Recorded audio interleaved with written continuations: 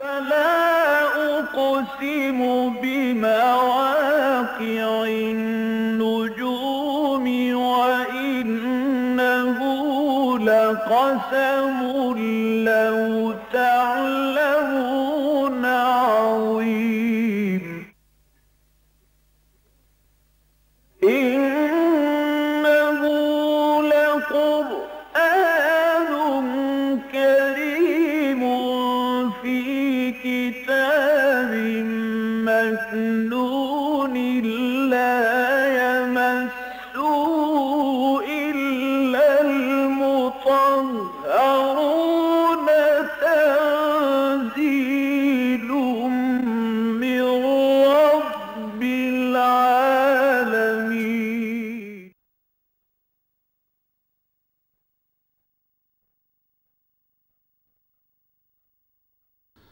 الحمد للہ وکفا والصلاة والسلام علی عبادہ الذین اصطفیٰ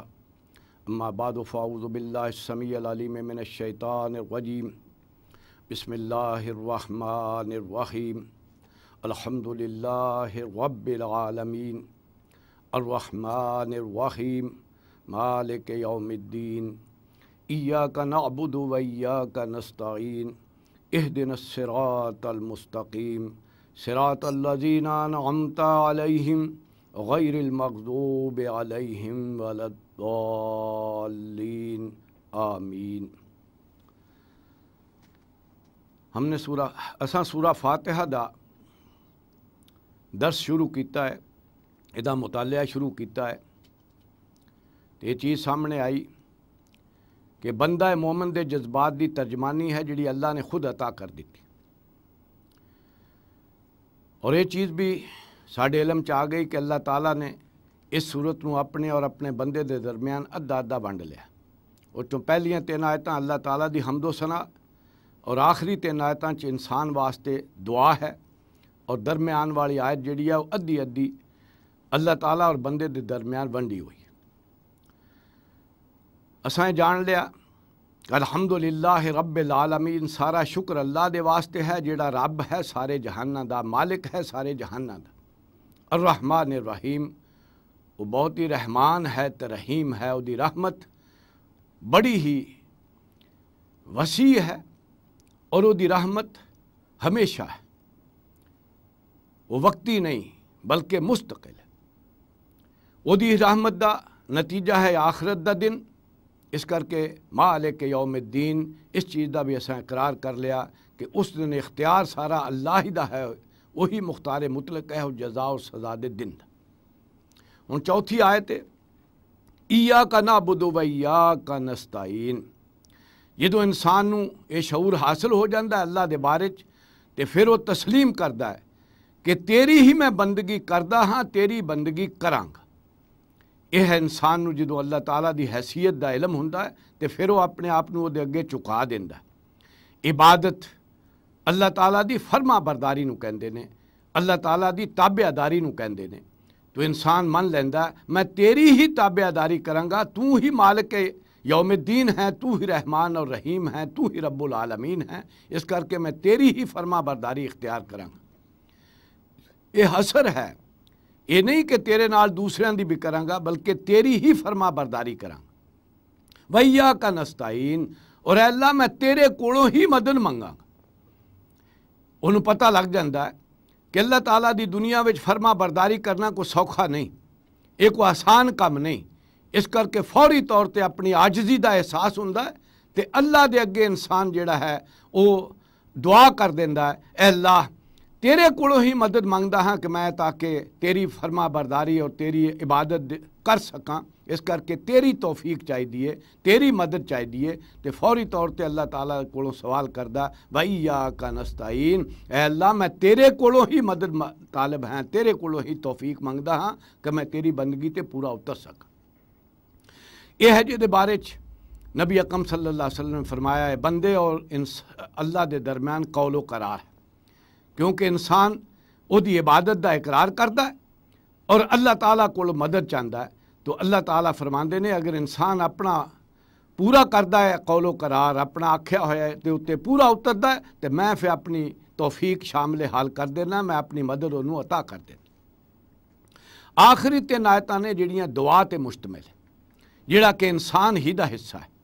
اہدنا الصراط المستقیم، فوری طور تے جدوں بندگی دا اقرار کردا انسان تو انہوں پتہ لگدا ہے کہ دنیا دے وچ تے مختلف راہاں نے جنہاں دی طرف انسان دا نفس انسان نو پکاردا ہے، تو اودے چوں سیدھی راہ کیڑی ہے؟ وہ سیدھی راہ ہے جیڑی اللہ دی رضا دی اور آخرت دی جیڑی کامیابی دی ہے۔ اس کر کے فوری طور تے اللہ دے سامنے وہ عرض کردا اہدنا الصراط المستقیم، اے اللہ سانو سیدھی راہ دی رہنمائی دے، سیدھی راہ دکھا دے۔ یہ ہدایت جیڑی ہے یہ دے اندر وہ راہ دکھانا بھی ہے، راہ تے چلانا بھی ہے اور انجام تائیں پہنچانا بھی ہے۔ یہ ہے چیز جیڑی کہ انسان دی ضرورت ہے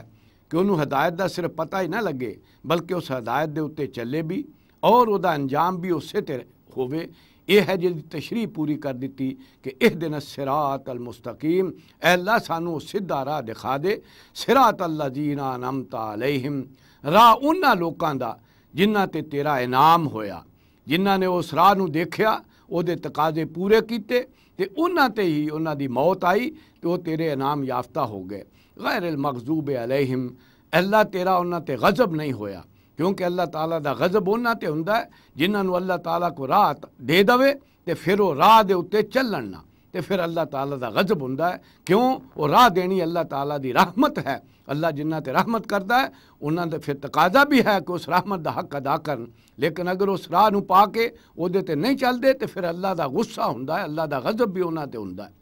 تو اس کر کے فرمایا اے اللہ انہاں دی راہ نہ ہوئے جنہاں تے تیرا غضب ہویا، ولضالین، اور نہ ہی وہ راہ تو پٹکے کہ انہاں نے راہ چھڑ کے کوئی ہور راہ اختیار کر لی۔ یہ ہے پوری تفصیل جیڑی انسان اس کر کے اللہ دے سامنے کردا ہے کہ راہ ویکھنا ہی کافی نہیں بلکہ اس راہ تے چل کے او دے ہی اتے او دی موت آئے تے پھر ہی کامیابی۔ یہ ہے جیڑی سب تو وڈی ضرورت ہے انسان دی کہ انہوں اس دنیا دے وچ اپنی عمر گزارن وچ راہ مستقیم مل جائے، سیدھی راہ مل جائے، سوا سبیل مل جائے، سیدھا راستہ، متوازن راہ جیڑی ہے انہوں مل جائے۔ تے سب تو بڑی ضرورت ہے انسان دی۔ کیوں؟ انسان جدو اپنی عقل دے نال سوچدا ہے، خود کوئی قانون بناتا ہے تو وہ کدی بھی وہ دے وچ توازن قائم نہیں کر پاندا۔ جہدے بھی حق ہاتھ وچ وہ اختیار آ جاندا ہے وہ اپنے واسطے تے سارے حق جڑے ہیں وہ لب لیندا ہے، وہ اپنے حق جڑے ہیں معین کر لیندا ہے، لیکن دوسریاں دے حق جڑے نے وہ پورے نہیں دے سکتا۔ اجتماعی زندگی دے وچ خاص کر انسان جڑا مجبور ہے اللہ تعالیٰ دی ہدایت دا، کیونکہ اجتماعی زندگی جیڑی ہے وہ دے واسطے کوئی دستور بنانا پیندا ہے، کوئی قانون بنانا پیندا ہے، تو وہ قانون بنان دے وچ جنہاں دا بھی اختیار ہو جائے وہ پھر اپنے واسطے جڑا ہے وہ دے چرایتاں لے لیندے نے تے دوسریاں دے حقوق جڑے نے انہاں نو غصب کردے نے۔ یہی دنیا دے اتے ہوندا رہا۔ اجتماعی زندگی دے 3 گوشے نے، ایک ہے معاشرت جڑا ساڈا رہن سہن ہے، خاندان ہے، دوسرا ہے معیشت، کاروبار، روزی کمان دے ذریعے، اور تیسری ہے سیاست کہ کوئی بھی اجتماعیت جیڑی ہے وہ دے اندر کوئی حکومت ہے، ریاست ہے تو اتھے دے عوام ہیں، انہاں دا کی آپس وچ جڑے حقوق اور فرائض ہونے چاہیے نے۔ یہ 3 معاملے نے جنہاں دے وچ انسان جدوں بھی اپنی عقل دے نال کوئی قانون بناتا ہے تو وہ سیدھی راہ معین نہیں کر پاندا۔ جدوں بھی کوئی قانون بنایا جاتا ہے اگر انساناں وچوں مرد دے ہاتھ وچ وہ اختیار ہوئے تو مرد نو یہ تے پتہ ہے کہ میریاں کیڑیاں ضرورتاں نے تے میرے کیڑے حقوق نے، وہ اپنے حقوق نو تے پورا وہ دے وچ معین کردا ہے، لیکن انہیں بطور عورت کدی زندگی گزاری نہیں، اس کر کے وہ دیاں ضرورتاں تو واقف نہیں ہوندا، اس کر کے وہ دے حقوق پورے جڑے ہیں وہ نہیں دیندا۔ یہ ہے جڑا توازن نہیں وہ قائم کر سکتا، کیوں؟ وہ اپنی حیثیت نو تو جاندا ہوندا ہے لیکن دوسرا فرد جڑا ہے وہ دی حیثیت وہ دے سامنے نہیں ہوندی، اس کر کے وہ دے توازن قائم نہیں کرتا۔ اسی ہی طرح اگر کسی کارخانہ دار ہے اور مزدور ہے تو کارخانے دار نو یہ تے پتہ ہے کہ میں نفع کنا کمانا ہے تے اگے کارخانے کنے لانے نے تے مال و دولت کس طرح جمع کرنا، لیکن وہ مزدور رہا نہیں، انہوں مزدور دیاں ضرورتاں دا احساس نہیں ہوندا، اس کر کے وہ سرمایہ جیڑا ہے وہ دے تحفظ دا تے پورا بندوبست کردا ہے لیکن مزدور دا حق پورا نہیں دیندا۔ اور کدی اگر مزدور دے حق وچ آ جائے تو وہ پھر کارخانے دا بیڑا غرق کر دیندا ہے،